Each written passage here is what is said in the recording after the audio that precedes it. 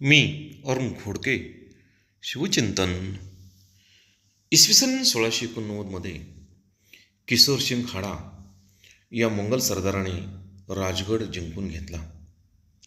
राजगडवरती औरंगजेबाने अबुल खैर खान याला किल्लेदार नेमले.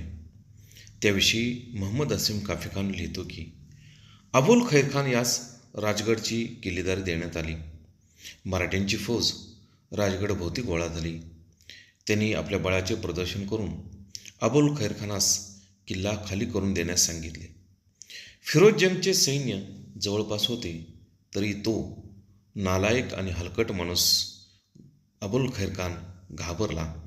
मराठ्यांच्या तावडीतून सुटणे कठीण आहे असे त्याला वाटले, म्हणून त्याने आपले बायका मुलासह जीवदान मागितले.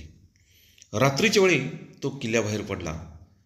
काही बायका 2-3 डोल्यातून होत्या, काही पायी चालत होत्या.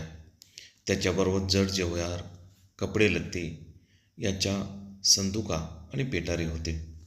मराठी चौकडे होते. त्यांनी त्याला पूर्णपणे लुटले आणि त्याची व त्याच्या कुटुंबाची खूप फजिती केली. अशा स्थितीत तो मध्यरात्री फिरोजजंगच्या छावणीत पोहोचला. आपल्या नादानपणाचा त्याला पश्चाताप होऊ लागला आणि दुःख करू लागला. हे जेव्हा औरंगजेब बादशाला कळाले, तेव्हा त्याला ताबडतोब बडतर्फ करण्यात आले आणि जबरदस्तीने मक्केला यात्रेला पाठवून दिले, अशी नोंद महम्मद असीम काफी खान यांनी करून ठेवली आहे.